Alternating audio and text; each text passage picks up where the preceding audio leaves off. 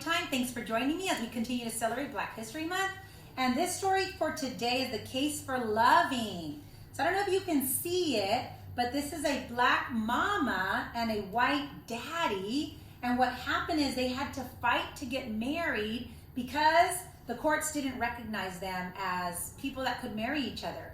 They wanted white people to marry white people and black people to marry black people. And so this is a story that recognizes the support for love is love. And if you want to marry someone, you should be able to marry them no matter what color or who they are. Okay, so thanks for joining me today. Get to read you that and celebrate Black History Month. Thank you, boys and girls. Hola, comunidad de Greenfield. Soy su Brenda Galván aquí con ustedes leyendo esta historia y hoy vamos a seguir celebrando la historia de nuestros hermanos y hermanas americanos africanos. Y hoy esta historia es sobre una familia. La mamá es americano africano y el papá es white o blanco. Y ellos no podían casarse. Los cortes dijeron que los africanos tenían que casar solamente con africanos y los blancos nomás podían casar con los otros blancos. So, ellos no podían juntarse y ellos sí juntaron y eso era un problema por mucha gente. So, vamos a leer y aprender por qué. Porque no podían casarse cuando ellos querían, porque amor es amor y las personas que quieren a uno deben que poder casarse, ¿verdad? So here we go, boys and girls. We're going to read The Case for Loving. This story was written by, I'll tell you, the author is Selena Alco, and it's illustrated by Sean Quayle and Selena Alco as well. All right, so here we go. First comes love, then comes marriage. Donald, Peggy, and Sydney had two parents who loved them and who loved each other. In fact, from almost the moment Richard lovingly met Mildred, they wanted to get married and have a family.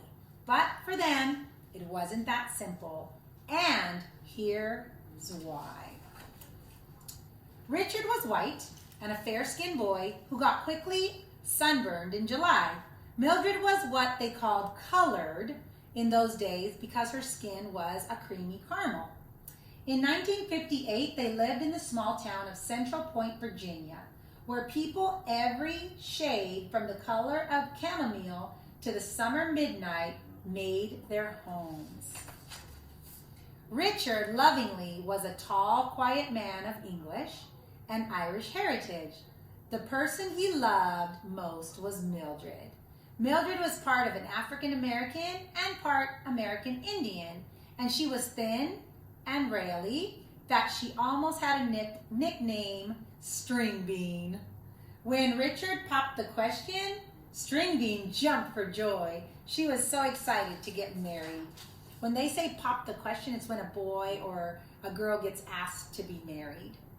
The two were in love. They felt it so much, and they should have the right to get married. Sadly, they could not. Not in Virginia or in 16 other states. In those places, marriages between people of different races was against the law. 100 years earlier, slavery divided Americans among the colored lines. Even after slavery ended, some white people weren't used to blacks being free, so they left them alone and said they couldn't marry anyone but their own kind. If you married someone who was a different skin color, you could go to jail. Although they couldn't have a marriage in Virginia, they could go to Washington, D.C., so they could invite their friends and get married there. Because in that state, you could get married to people of different colors. They had their ceremony, and nobody objected when Richard said, I do, and when Mildred said, I do. The Lovings were officially married and pronounced husband and wife. But soon, something terrible happened in the middle of the night. They were woken up in their sleep by the police. An officer shouted, "What are you doing with this woman?" Richard proudly said, "She's my wife." "That's not happening," the policeman said. Remember, they went back to Virginia where they lived and they couldn't be married in that state. And just like that, Mildred and Richard were taken away and locked up in jail for being married. They said it was unlawful. Cohabitation or living together was against the law.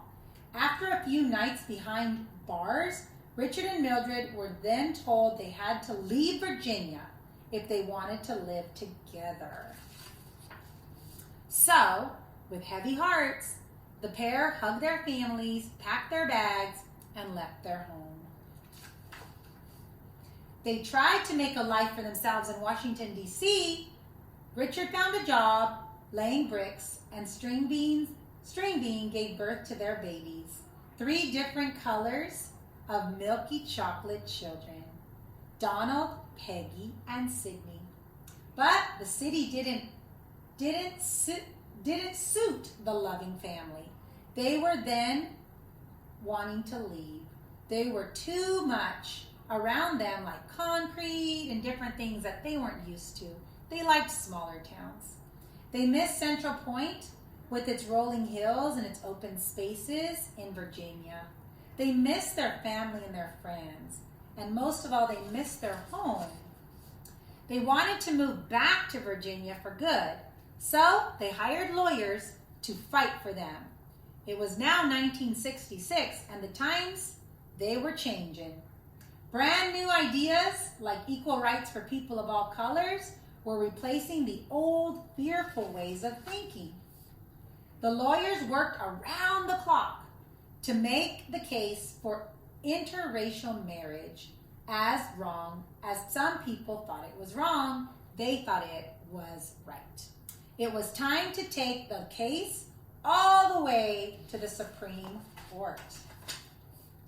On June 12th of 1967, when the case of Lovings versus Virginia began, Richard and Mildred stayed at home with their children, Donald, Peggy, and Sydney.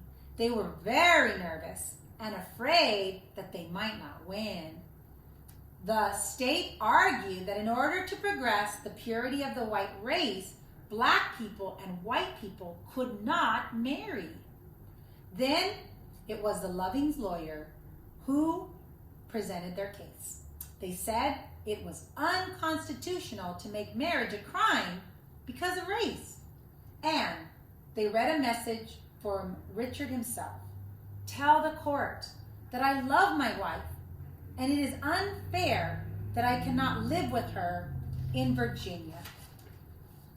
It didn't take long for a decision to be made. It was unanimous. The court ruled in favor of the Lovings. Interracial couples could now legally marry in Virginia. Richard and Mildred hugged. They won the right to be in love and be married. They were free at last.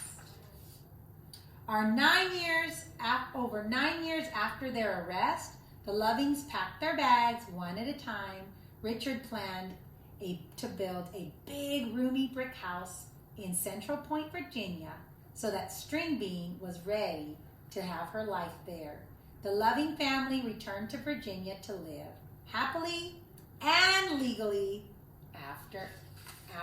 ever after.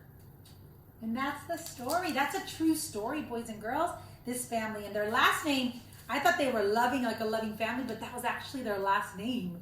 Richard and Mildred Loving. How pretty, huh? So that is your story for tonight about celebrating Black History Month. And now in America, you can marry whatever color skin that you choose to. I'm Superintendent Galvan with the Greenfield School District, sending a great big bear hug from our family to yours.